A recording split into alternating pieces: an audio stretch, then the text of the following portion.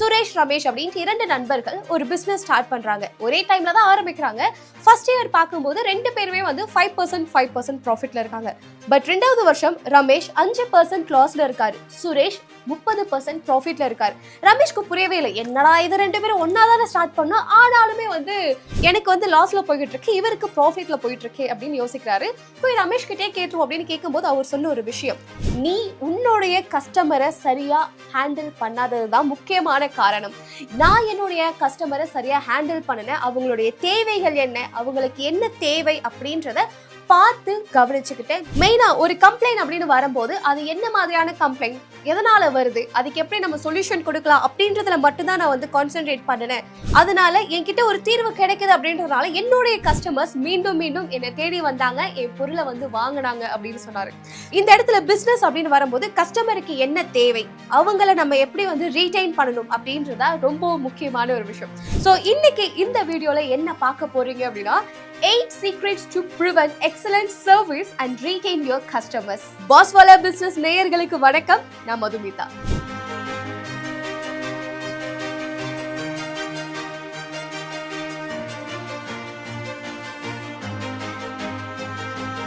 So இன்னைக்கு இந்த வீடியோவில் நம்ம என்ன பார்க்க போறோம் அப்படின்னா, ஒரு பிஸ்னஸ்ல கஸ்டமர்ஸை நம்ம எப்படி ஹேண்டில் பண்ணலாம், அவங்களுக்கு என்ன மாதிரியான சர்வீசஸ் வந்து கொடுக்கலாம், அண்ட் நம்ம என்ன மாதிரியான தவறுகள் செய்யக்கூடாது அப்படின்றதா வந்து பார்க்க போறீங்க. ஸோ அதுல முதல் வரையா 8 பாயிண்ட் சொல்லியிருந்தேன் இல்லையா, அதுல ஃபர்ஸ்ட் பாயிண்ட் அப்படின்னா, promise what you can deliver, deliver what you promise. நீங்க என்ன வாக்குறுதி கொடுத்தீங்களோ அதை நீங்க செய்யணும் அப்படின்றதுதான் ஃபர்ஸ்ட். இது ஒரு கதையோட ஆரம்பிக்கணும் அப்படின்னா, ரவி ஒரு ஹைதராபாதி பிரியாணி ரெஸ்டாரண்ட் ஓபன் பண்றாரு, அனில் ஒரு சவுத் இந்தியன் மீல் ரெஸ்டாரண்ட்டை ஓபன் பண்றாருங்க. ஆனா இவர்கிட்ட இருக்கக்கூடிய செஃப், அதாவது ஹைதராபாதி பிரியாணி செஃப் பாத்தீங்க அப்படின்னா அந்த அளவுக்கு எக்ஸ்பர்ட் கிடையாது, அந்த அளவுக்கு ஒரு டேஸ்டும் கொடுக்கல. மக்கள் எல்லாரும் என்ன நினைப்பாங்க, ஓகேப்பா ஹைதராபாதி பிரியாணி அந்த அளவுக்கு டேஸ்டா இருக்கும் அப்படின்னு ஒரு எக்ஸ்பெக்டேஷனோட போய் சாப்பிடும்போது அவங்களுக்கு அந்த ஃபிளேவர் கிடைக்கல, அவங்களோட எக்ஸ்பெக்டேஷன் பூர்த்தி ஆகல அப்படின்னும் போது அந்த இடத்துல ஒரு கேள்விக்குறி, என்னப்பா இது இப்படி இருக்கு அப்படின்ட்டு ஒரு தாட் வரும். அதனாலேயே அடுத்த தடவை அந்த கடைக்கு போறத அவங்க தவிர்ப்பாங்க இல்லையா. சோ அதே மாதிரி அனில் வந்து மீல்ஸ் கடை வச்சிருக்காரு. மீல்ஸ் அப்படின்னு வரும்போது எல்லா வகையான மீல்ஸ்னா என்ன வைப்போம், ரைஸ், காரக்குழம்பு, சாம்பார், ரசம், மோர், 2 வகையான பொரியல், 2 வகையான கூட்டு, பாயாசம், ஒரு ஸ்வீட்டு, அப்பளம் அப்படின்ட்டு இதை எல்லாமே இருக்கிறது தான் ஒரு மீல்ஸ். ஸோ மீல்ஸ் அப்படின்னு வரும்போது நம்ம எல்லாருக்கும் ஃபர்ஸ்ட் வரக்கூடிய ஒரு விஷயம், இதெல்லாம் இருந்தாதான் ஒரு மீல்ஸ். நம்ம ஒரு எக்ஸ்பெக்டேஷனை கிரியேட் பண்ணி அதை அங்க நம்ம பூர்த்தி செய்யல அப்படின்னும் போது கஸ்டமருக்கு ஒரு பெரிய ஏமாற்றத்தை கொடுக்கும். அதுவே நம்மளுடைய கஸ்டமர் நம்ம கிட்ட மறுபடியும் வரதுக்கு ஒரு தடையா இருக்கும்.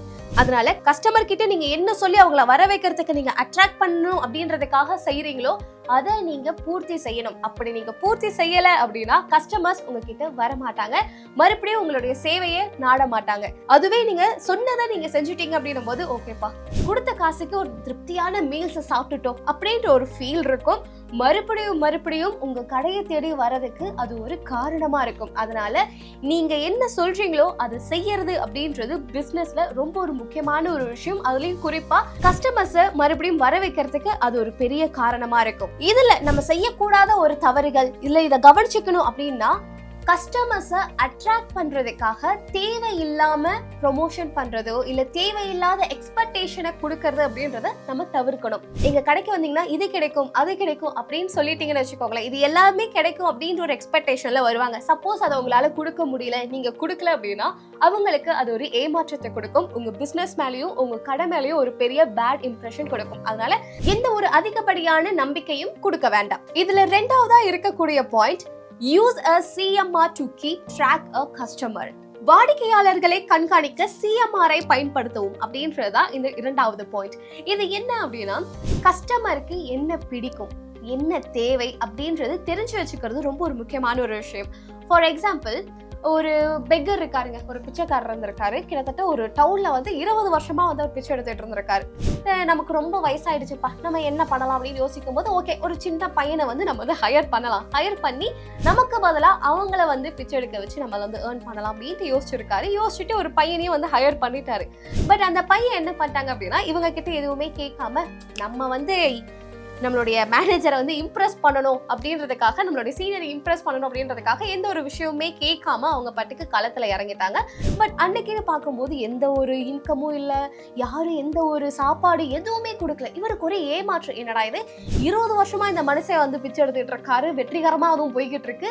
ஆனா நம்ம இன்னைக்கு வந்து வந்தோம் ரொம்ப ஈஸின்னு வேற நினைச்சோமே, எதுவுமே கிடைக்கலையே அப்படின்ட்டு ஒரு ஏமாற்றத்தோடைய போய் அவர்கிட்ட நிக்கிறாரு. ஐயா, 20 வருஷமா நீங்க எடுக்கிறீங்க, நீங்க நல்ல லாபம் பாக்குறீங்க, ஆனா எனக்கு எதுவுமே கிடைக்கல, எனக்கு ஒரு ஏமாற்றம் தான் இருந்துச்சு அப்படின்னு சொல்லியிருக்காரு.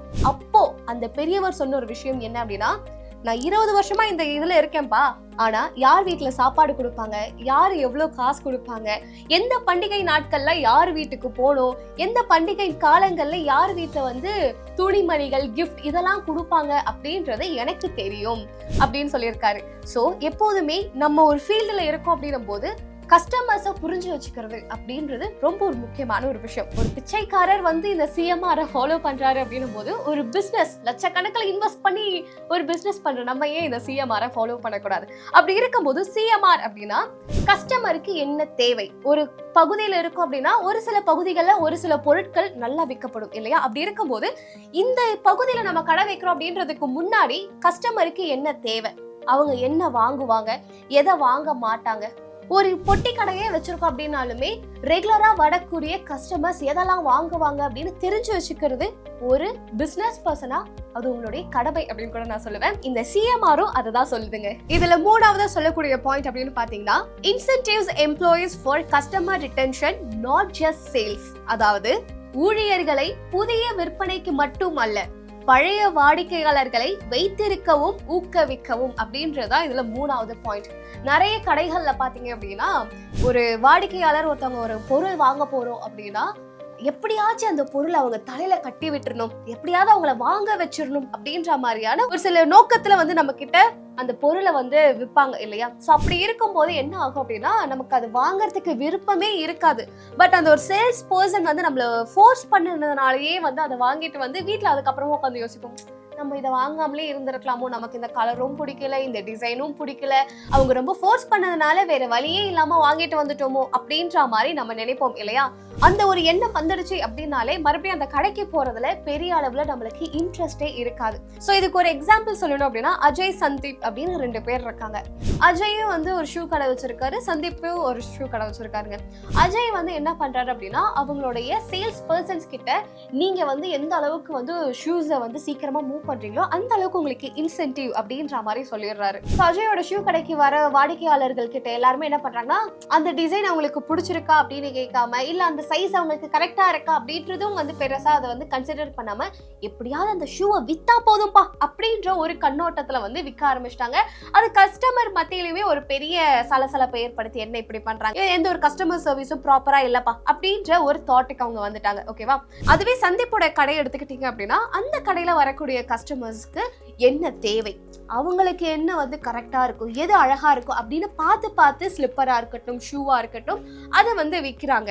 அஜயோட கடையை கம்பேர் பண்ணும்போது சந்தீப்போட கடையில பழைய கஸ்டமர்ஸ் மறுபடியும் வந்து ஷூ, ஸ்லிப்பர்ஸ் இதெல்லாம் வாங்கிட்டு இருக்காங்க. பட் அஜயோட கடையை கம்பேர் பண்ணும்போது பழைய கஸ்டமர்ஸ் அப்படின்றவங்க யாருமே இல்லாம போயிடுறாங்க, புது கஸ்டமர்ஸுமே ரொம்ப குறைஞ்சுக்கிட்டே வராங்க. அதனால எப்போதுமே நம்ம ஒரு டார்கெட் கொடுக்குறோம் அப்படின்றத தாண்டி கஸ்டமர்ஸை ஹேண்டில் பண்றது அப்படின்றதுமே ரொம்ப ஒரு முக்கியமான ஒரு விஷயம். எந்த அளவுக்கு பழைய கஸ்டமர்ஸ் உங்களை தேடி வராங்க அப்படின்றத பார்த்து அதுக்கு தகுந்த மாதிரி அவங்களை நீங்க மோட்டிவேட் பண்ணுனீங்க அப்படின்னா, அது ஒரு பிசினஸ் மைண்டா இல்லாம ஒரு சர்வீஸ் மைண்டா அவங்க மாறுவாங்க. அண்ட் அதன் மூலியமா உங்களுடைய சேல்ஸும் நல்லபடியா நடக்கும். இதுல 4வதா இருக்கக்கூடியது build a personal connection with consumer.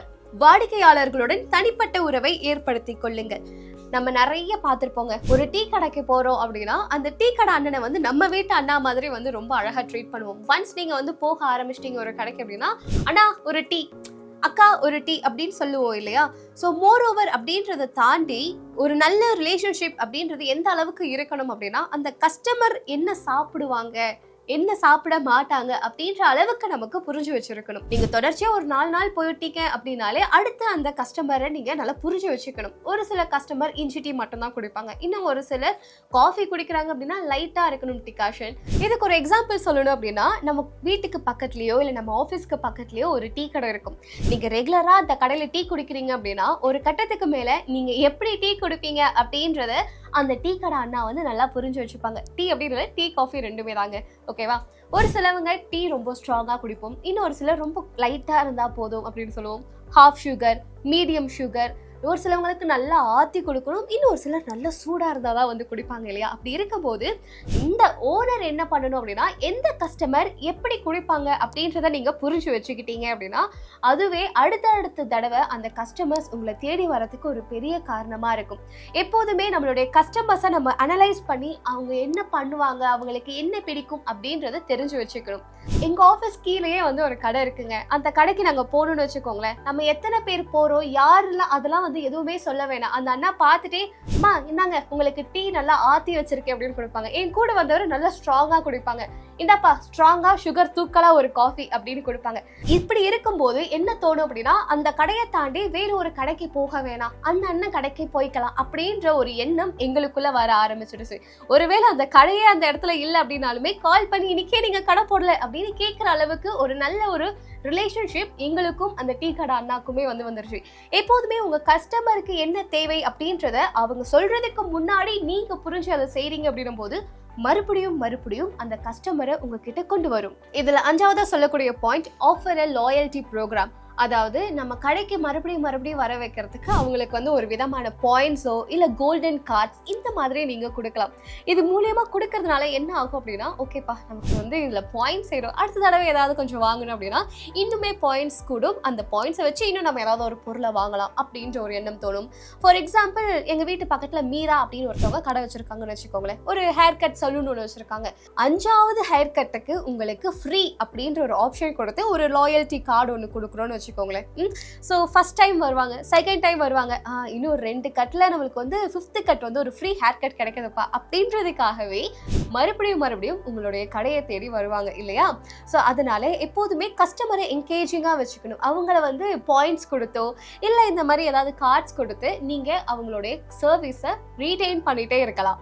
இதில் இருக்கக்கூடிய பெனிஃபிட்ஸ் அப்படின்னு பார்த்தீங்கன்னா, உங்களை சுற்றி மற்ற கடைகள் இருந்தாலுமே கஸ்டமர்ஸ் அங்கே போகிறத தவிர்த்துட்டு உங்கள் கடையை தேடி வருவாங்க. ஒருவேளை இந்த ஒரு பாயிண்ட்ஸ் இல்லை கார்ட்ஸ் எதுவுமே இல்லை அப்படின்ன போது, இந்த தடவை தான் இங்கே ஹேர் கட் பண்ணிட்டோமே, அடுத்த தடவை வேறு ஒரு கடையில் போய் ட்ரை பண்ணலாம் அப்படின்ற ஒரு தாட் அவங்களுக்கு வர ஆரம்பிச்சிடும். ஸோ முடிஞ்ச வரைக்கும் உங்களுடைய கஸ்டமரை நீங்கள் எப்படி வந்து உங்கள் கூட தக்க வச்சுக்கிறீங்க அப்படின்றதுக்கு இந்த லாயல்ட்டி கார்ட்ஸ் அண்ட் பாயிண்ட்ஸ் அப்படின்றது ஒரு மேஜர் ரோல் ப்ளே பண்ணும். இதில் 6ஆவதாக சொல்லக்கூடியது, handle complaints like a pro. வாடிக்கையாளர்களுடைய கம்ப்ளைண்ட் வருது அப்படின்னும் போது அது சரியான முறையில் கையாளுங்கள் அப்படின்னு சொல்கிறாங்க. கம்ப்ளைண்ட்ஸ் அப்படின்னு வரும்போது நிறைய கடைகளில் என்ன பண்ணுவாங்க அப்படின்னா, அது அக்செப்ட் பண்ணிக்கவே மாட்டாங்க. இல்லை நாங்கள் அப்படிலாம் வந்து பண்ணியிருக்க மாட்டோம், எங்கள் கடை பொருள் அப்படிலாம் ஆயிருக்காது அப்படின்ற மாதிரி நம்ம கூட ஒரு வாக்குவாதம் ஏற்படுத்துவாங்க இல்லையா? இதுலேயே ரொம்ப சிம்பிளாக சொல்லணும் அப்படின்னா, இந்த பால் பேக்கெட் காலையில் நேரங்களில் வாங்குவோம், சாயங்கால நேரங்களில் வாங்குவோம். அப்படி இருக்கும்போது நம்ம பால் காய்ச்சும் போது பால் திரிஞ்சு போயிடுச்சு அப்படின்னா ஒரு சில கடைகளில் கொண்டு போய் கொடுத்தோம் அப்படின்னா அதை வந்து பார்த்துட்டு, இல்லைங்க நீங்கள் வந்து பாத்திரத்தை சரியாக வந்து கழுவி இருக்க மாட்டீங்க, அதனால தான் வந்து பால் திரிஞ்சு போச்சு, இதுக்கெல்லாம் நாங்கள் எதுவுமே பண்ண முடியாது அப்படின்ற மாதிரி நம்ம கிட்ட வந்து வாக்குவாதம் பண்ணுவாங்க. இன்னும் ஒரு சில கடைகளில் என்ன பண்ணுவாங்க அப்படின்னா, நம்ம கொண்டு போய் பால் பாத்திரத்தோடையே இங்கே பாருங்க பால் திரிஞ்சு போச்சு அப்படின்னா ஒன்று அதுக்கான புது பால் பேக்கெட் கொடுப்பாங்க. சப்போஸ் பால் பேக்கெட் இல்லை அப்படின்னா அந்த பால் பேக்கெட்டுக்கான காசு நம்ம கிட்ட வந்து ரீஃபண்ட் பண்ணிடுவாங்க. அப்படி இருக்கும்போது இந்த மாதிரியான சேவைகள்லாம் இருக்கு அப்படின்னா, எங்கே நம்மளுக்கு ஒரு கம்ப்ளைண்ட் ரைஸ் பண்ணி ஒரு சொல்யூஷன் கிடைக்குதோ அந்த கடையில் மறுபடியும் போய் பொருட்கள் வாங்கணும் அப்படின்றது நமக்கு தோணும் இல்லையா? ஸோ இதுதான் ஹேண்டில்.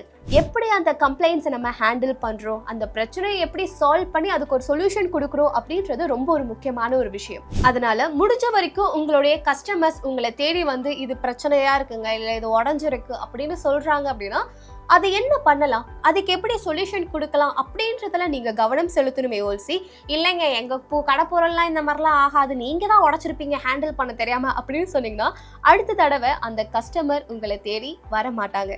அதனால எப்போதுமே கஸ்டமருடைய பிரச்சனை என்ன அப்படின்றத கேட்டு கண்டறிஞ்சு அதுக்கான சொல்யூஷன் கொடுக்கறது ரொம்ப ஒரு முக்கியமான ஒரு விஷயம். இதுல 7ஆவதா சொல்லக்கூடியது, surprise and delight your customers அப்படின்னுவாங்க. உங்க கஸ்டமர்ஸுக்கு குட்டி சர்ப்ரைஸ், எதிர்பாராத ஷாக்ஸ் இந்த மாதிரிலாம் வந்து நீங்க கொடுக்கலாம். ஒரு சில ரெஸ்டாரண்ட்ஸுக்கெல்லாம் போகும்போது உங்களுக்கு வந்து வெல்கம் ட்ரிங்க் மாதிரி கொஞ்சம் காஸ்ட்லியான ட்ரிங்க்ஸ் இந்த மாதிரிலாம் வந்து கொடுப்பாங்க. அப்படி இல்லைன்னா ஒரு பெரிய மீல்ஸ் ஆர்டர் பண்ணணும் அப்படின்னா இன்னைக்கு இந்த மீலோட இந்த சைட் டிஷ் வந்து ஃப்ரீங்க அப்படிலாம் வந்து சொல்லி கேள்விப்பட்டிருப்பீங்க இல்லையா? ஸோ இந்த மாதிரி நீங்க கஸ்டமர்ஸுக்கு ஒரு குட்டியான சர்ப்ரைசஸ் கொடுக்குறீங்க கொடுக்குறீங்க அப்படின்னா அது ஒரு பெரிய இம்பாக்டை கொடுக்கும்.